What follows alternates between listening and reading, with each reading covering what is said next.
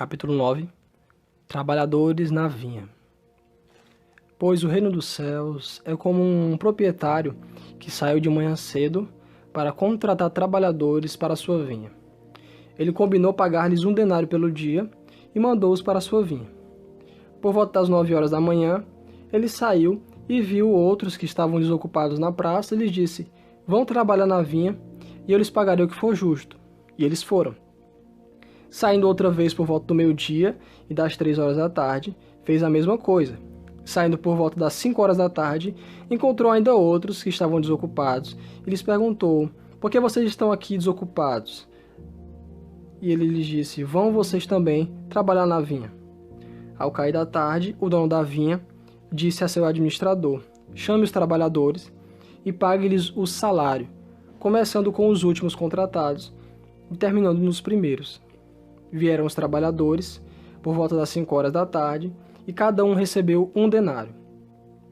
Quando vieram os que tinham sido contratados primeiro, esperavam receber mais, mas cada um deles também recebeu 1 denário.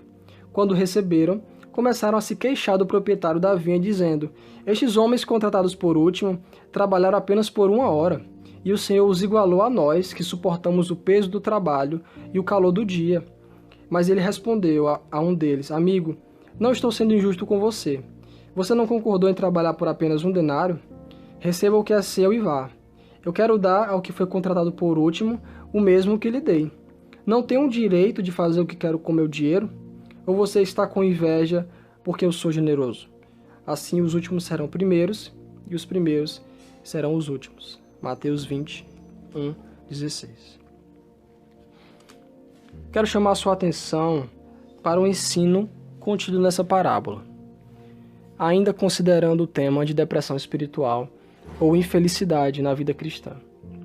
Precisamos, antes de tudo, entender que nada é tão falso quanto acharmos que quando alguém crê e é convertido, todas as suas dificuldades vão acabar e ela nunca mais terá problemas.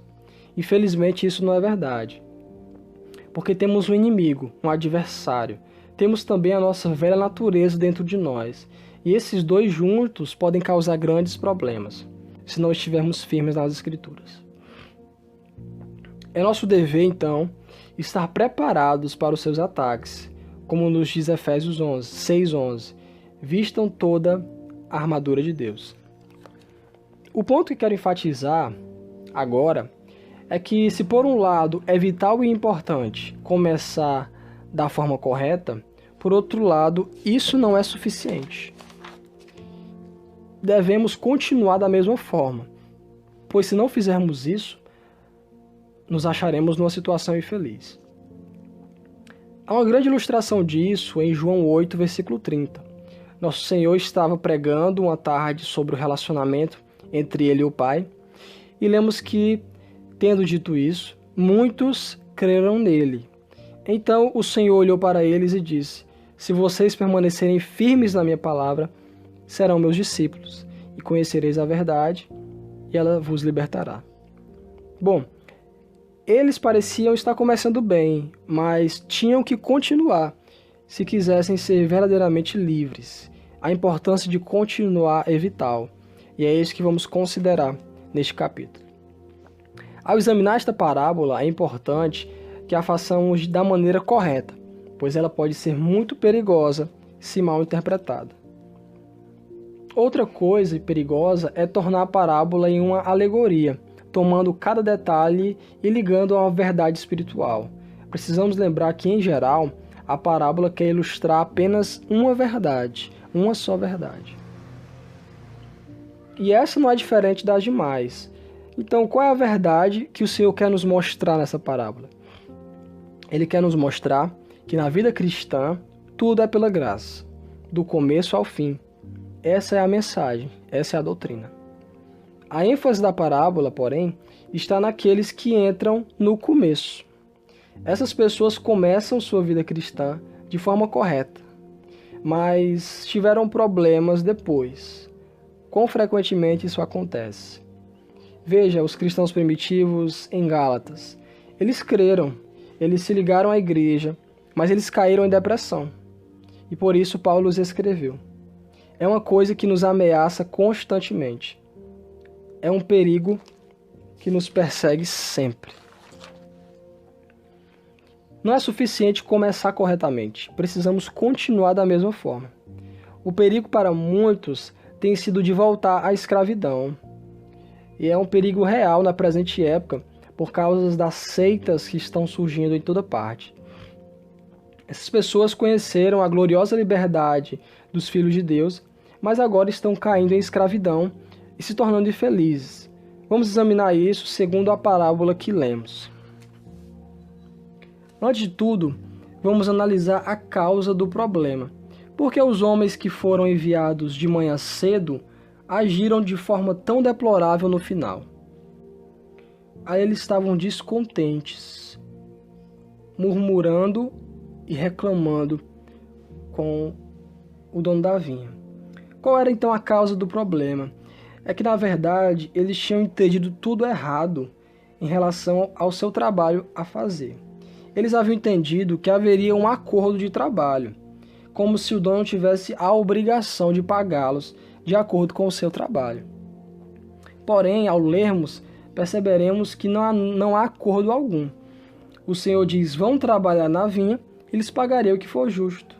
E eles foram satisfeitos. Contudo, no final, não aprovaram a ideia dos outros que trabalharam menos receberem o mesmo que eles.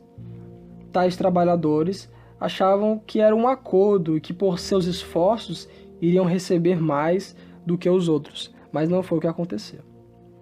Além disso, eles estavam avaliando o trabalho dos demais, registrando tudo o que fizeram e quanto tempo tinham trabalhado, tudo em detalhes e discriminações.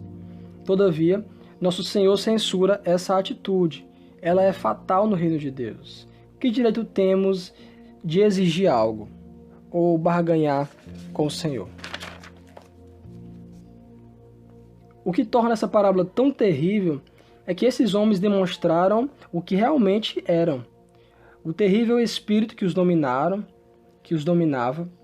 foi revelado quando o Senhor da vinha, em sua bondade, deu aos últimos exatamente o mesmo que os primeiros. Olhem para esses homens.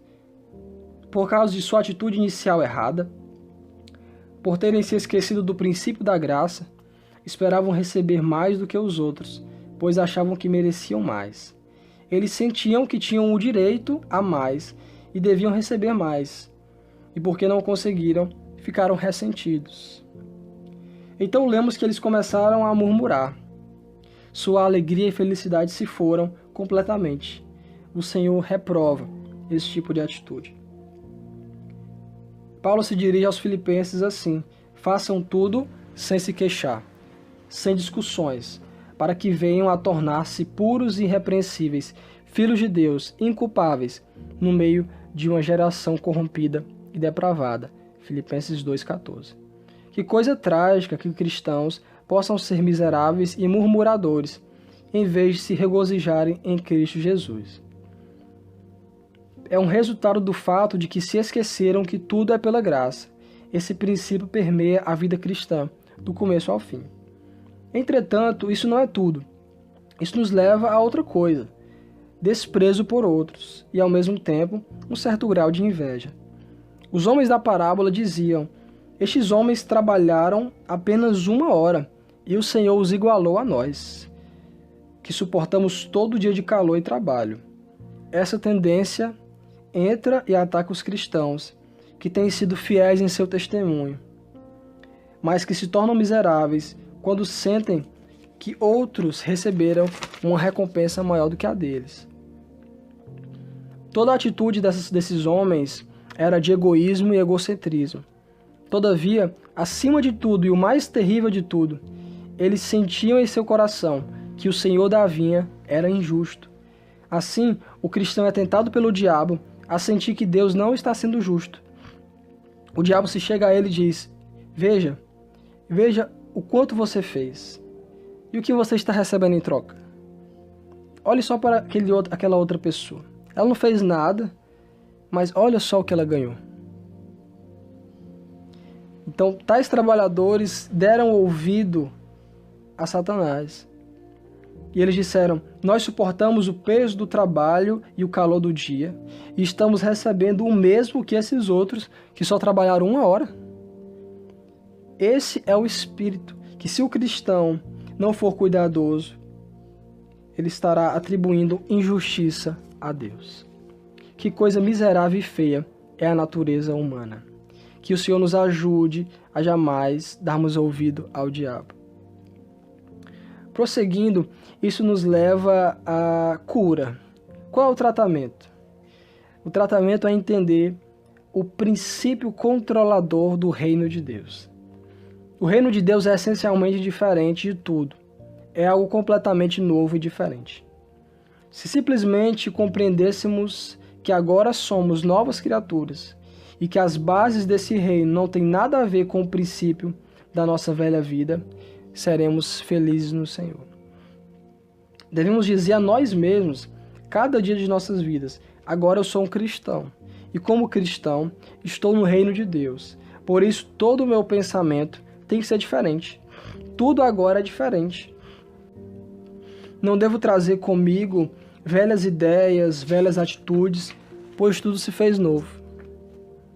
Mantenham isso sempre em mente. Vamos aos detalhes. A primeira coisa é essa: nunca pense em termos de direitos e barganhas no reino de Deus. Não há nada mais errado do que pensar que porque eu faço isto ou faço aquilo, eu tenho o direito de esperar algo em troca.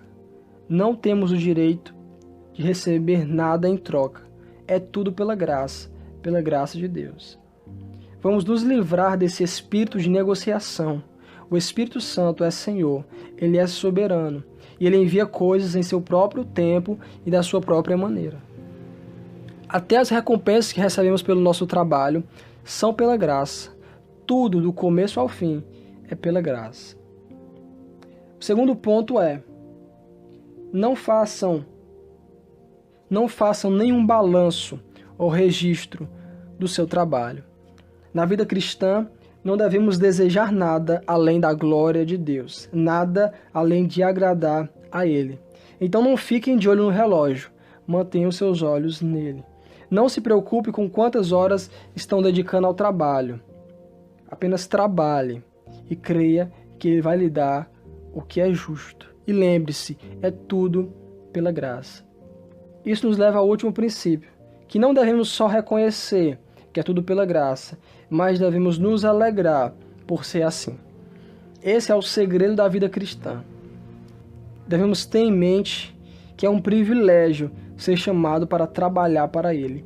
É um privilégio ser cristão. Que graça maravilhosa Ele ter nos tirado das trevas para a luz. É graça no princípio e é graça no fim. A vida cristã começa pela graça, continua pela graça e termina pela graça.